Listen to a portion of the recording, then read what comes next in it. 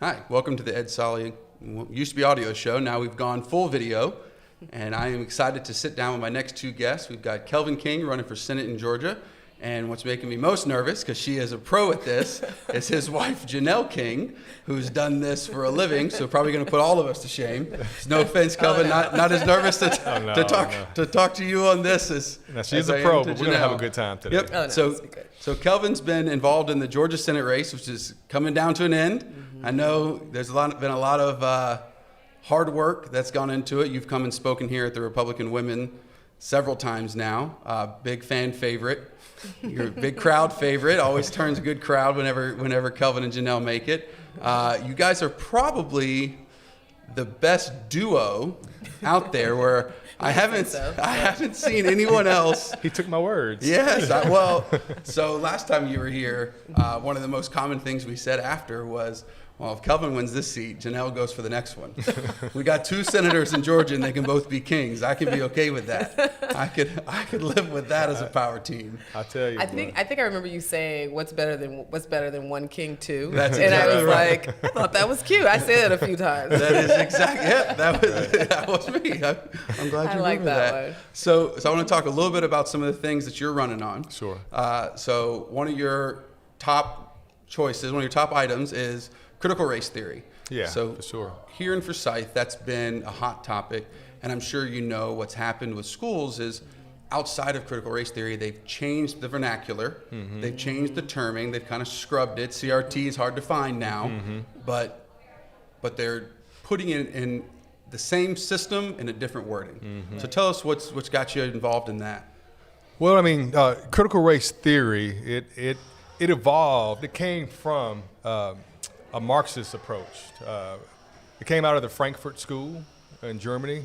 Karl Marx. It teaches division. It teaches how organizations or institutions or even countries are set up in a way that's us versus them, an oppressed versus an oppressor foundation. And it could be critical race theory or critical religious theory or critical class theory, critical legal theory, but critical race theory is what really hits home here in America because we've come so far with our race relations in America, and it works, and it gets people wound up and emotional, and it creates this us versus them environment where I would say the Democratic Party takes advantage of it. Right. And it's not true. That's the problem with critical race theory, is that it's not based in facts. Right. Now, I'm the first person to say, hey, let's learn history. Let's teach history, accurate history. But accurate history is not critical race theory, and it doesn't belong in our schools, nor does it belong in our military. And it's actually in our military now, believe it or not. Yeah, because that's what we need, right? We definitely need woke soldiers. On a federal level. Yeah, going into. Now we've got this Russia. This is a real threat. I mean, it's live, happening now. Right now. Hopefully there's not an American that sets foot in war because of this. Yeah. But this is a real threat now. And so I've got one of my best friends. He's a 28-year paratrooper. And he's last year put in his papers, so he's supposed to be out in September. And it started with this critical race theory things. He leads troops and trying to teach this, and everybody gets a second chance, and then they added where, well, if they say that they're transitioning, now it starts over on a punishment level on far as getting removed from the military.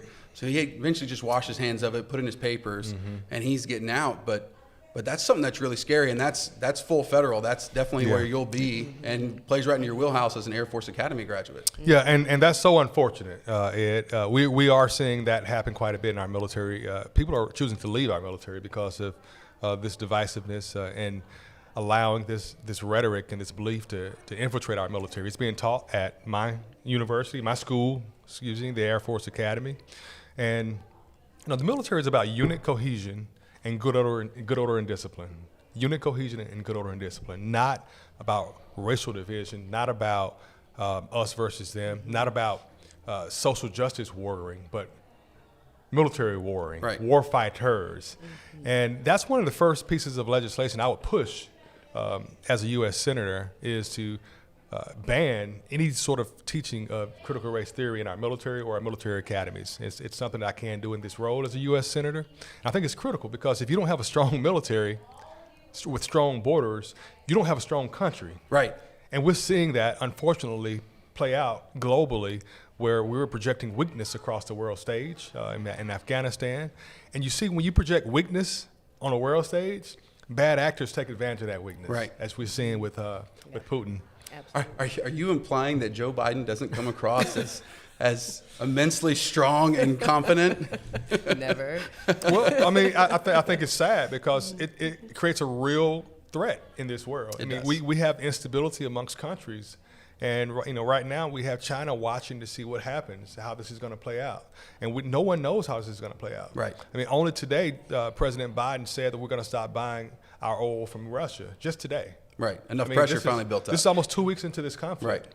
I mean, I think that's a shame. I think it's poor leadership. I think it's a little too late, too little, too late, and we need better leadership in our U.S. Senate to put pressure on the Biden administration. You don't hear Raphael Warnock making us peep about what's happening, and it's his job. He's in the legislative branch. He's not in the executive branch, so he could represent the state of Georgia and our interests and the people of America if he wanted to.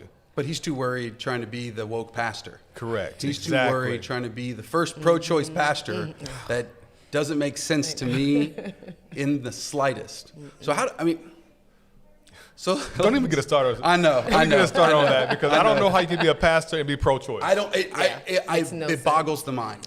It's personal to me. My mom was 15 when she had me. I clearly was unplanned. It was out of order. We know that it was out of order, but we also know that God knew us in the womb. Right. And what I'm thankful for is that my parents understood that, and they allowed me to come into this world, even though it was way before I should have, according to them. Right. But God knew me in the womb, and they did marry and try to do the right thing. So I do thank my parents for that. But unfortunately, the wheels fell off the wagon when I was about 11 years old. Right. It was drug usage and domestic violence in my home from my father, and he ended up leaving. And so it was just my mom and 2 kids, and she ended up working extra hours and eventually hurt her back, and she couldn't work. So it was tough. And my grandmother stepped into the role. I say thank God for grandmothers. And she stepped up and she helped the kids up in Atlanta. She lives in Macon. She sent us money and sent us food, and I was able to finish high school with honors. And I got an appointment to the Air Force Academy, and my life changed after that. So yeah, of course, this is personal to me when we talk about life and being pro-life. Right. When you said it exactly right. God knows us in the womb. In the womb, he made us. Correct. He knew every hair on our head, every decision we'd make. He knew it then. Right. And that's, I agree, it's where it gets, that's the reason for fighting for it. Yeah. It's not one to put anyone in a bad position. It's about understanding every child conceived was conceived on purpose. Yep. It may not have been on purpose by the person who conceived them. Correct. But it was on God's purpose. Correct. 100% agree. So I wanted to talk also about your organization. I think, Janelle, this is kind of your strong suit, the Speak Georgia. And tell me a little about that and what y'all do. Yeah, so Speak Georgia came from us just having kitchen table talks. We would have these discussions, and it's so funny because we really do talk about politics pretty much all the time. I'm happy that that does not destroy our marriage. It actually brings us closer together. But we would have all these topics, and when certain subjects would come up, thank God that we were able to have people that we can go to, right? So we can make phone calls and we can ask questions and say, what is this or what's really happening, right? We saw this in the news, but I'm not sure if that's quite right. And so Kelvin and I was just like, how can we bring this to the masses? And it started around the whole criminal justice reform conversation, because we are still very much so connected to the Black community, and which a lot of those people are Democrats in that community that we are connected to as it relates to just talking about these different topics. And so a lot of our Black Democrats would tell us that, no, this is not what it is, or this is what it really means, or that's not what President Trump was doing with the First Step Act. And then we were like, no, you know what? How do we get truth to them? Right. So we decided to create Speak Georgia, which is a nonprofit 501c3, where we basically talk about issues. So we don't do anything political, but we do talk about issues. And So our first one was around criminal justice reform, where we brought in Jerron Smith, who was the one of the co-authors of the First Step Act. Okay. And the way we set it up, where is that they sit in the seat, we give them one question, and all the other questions come from the audience. We do not know what they're going to be, so we tell everyone it's the hot seat. Be prepared. Be prepared. Yeah. And at that first event, I would say probably about 60% of the people there were Democrats, and so that allowed us to be able to create a safe environment where we weren't being politically driven, but it allowed them to get accurate information. And then from there, we had a series of different just events and just conversations, and it was all about getting accurate information to people. Right, and that's what I hate so much with criminal justice reform specifically. It's turned so celebrity driven and Hollywood driven, and they're just telling the wrong end of the story. There's no facts, there's no basis, and it's just to incite, just to get clicks, just to get followers. When in reality, there's good things that are being done and can be done and need to be done, but they're not being discussed. That's one of the things that I got involved in a little early in a conversation. My wife and I, we were at some friend's house and we were talking about criminal justice reform. And I was like, well, Trump's done a big criminal justice reform bill. And she's like, no, he hasn't. I was like, yeah, no, he really has. He did. I was like, she's like, well, I haven't seen it. I'm like, what? And at that point, I didn't know enough about it. I was like, I don't know what to say. Like, how do you have not seen it? This was a huge deal. But you realize that there's just whole end of community that just doesn't hear truth. They don't hear, because if it's not coming from a celebrity, to them it's not truth. And unfortunately, celebrities don't always tell the truth. Kind of professional liars and that. Well, I think what was most important about what happened during this time with criminal justice reform, that we got results, right? So a lot of times with celebrities, they talk about all the things that need to be done or what's going on, what's wrong, but there's never solutions, and especially there's never results, right? And so this time we saw results. People were actually being released from prison. And that's what the goal was, right? And that's where what we should have looked at and what we should have praised and been excited about. Obviously, there's so much more needs to be done, but we're starting to see it kind of go backwards with the whole defund the police and with the certain judges letting people out and bail reform. Not approving Tim Scott's plan that he pushed forward. Absolutely. Because it came from a Republican. Right. Yeah, it can't be a good bill if it comes from a Republican. And it's well thought out, and it's through experience, and it's a very researched bill that he had gone. But you're right, and it's this is the swamp you're signing up for. This is tough stuff. So I want to talk. Last thing we'll go over. Just tell us what got you in, what makes you different, what separates really the two of you, because y'all are in this together. Yes, we are. For better or for worse, y'all are in it together. I'm signed up for it, and we're good with it. I'm sure. Yep. I mean, I think we've touched on one of the major strengths of our campaign, and that is we're able to do something and things that a traditional Republican wouldn't be able to do. We can cut through some of the lies and the misinformation that's being spewed from the Democratic side. We can speak directly to the people, be it the minority community or be it the people in general, and we speak with authenticity and we speak with credibility. I didn't grow up with a silver spoon in my mouth. I had to struggle and fight, and because of the opportunities that are presented to me in America, I was able to achieve my American dream. And I want to make sure that that's available for future generations. That's the theme of my campaign. And the unique position that we're in, we can show that we're not just talking the talk, we're walking the walk. Right. And we can speak to where we bring in new voters, we can expand the tent. If you are keeping up with this race, this is not going to be an easy race to win. Any old Republican is not going to be able to beat Raphael Warnock. I agree. Because the Republican Party, first of all, has to be galvanized. And even if the Republican Party is galvanized, it's not enough votes to win. We've got to win the middle also, the independents. Right. And we have to get a few Democratic votes to come over on our side, too. And I think they're ready to. And, absolutely. Well, with the right candidate. I agree. Right? And with the right message. And what we bring to this seat is the right candidate with the right message. We can disarm the typical attacks that we know we're going to get from Raphael Warnock. We can talk about the things that different communities, really all Americans want, and that is to be able to make a living for themselves and their families, to be able to educate their kids properly, and to be safe. And I can deliver that with a Republican package around it.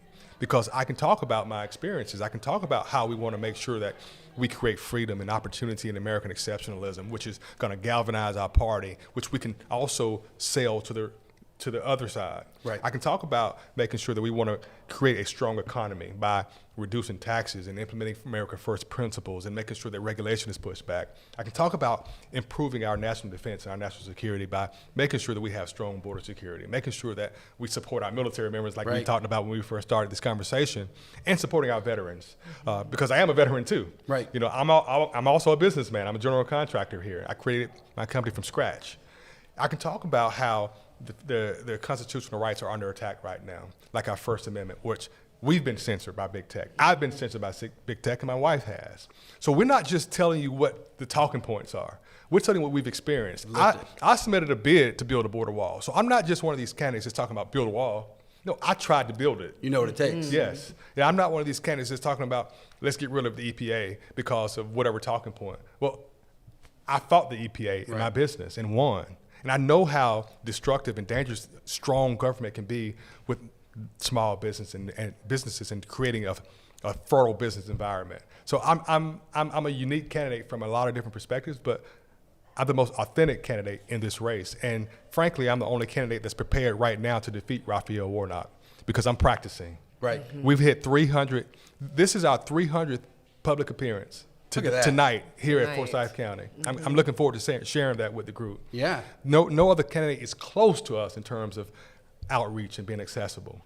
We've coordinated every county in the state of Georgia. We've campaigned in every county in the state of Georgia. This is what we're bringing to this ticket, and that's why we're winning the room. That's why people are supporting our candidacy. And I love that you understand there's communities out there that Republicans have ignored, that we've got to reach out to because they're ready to hear the message. They're ready to be included. They're ready to come under the big tent. And I truly believe the Republican Party is the big tent. I think there's room for everyone. And I think it just takes brave people to get out there and share the message. Yes, sir. You know, it's kind of like witnessing. It's tough the first couple of times.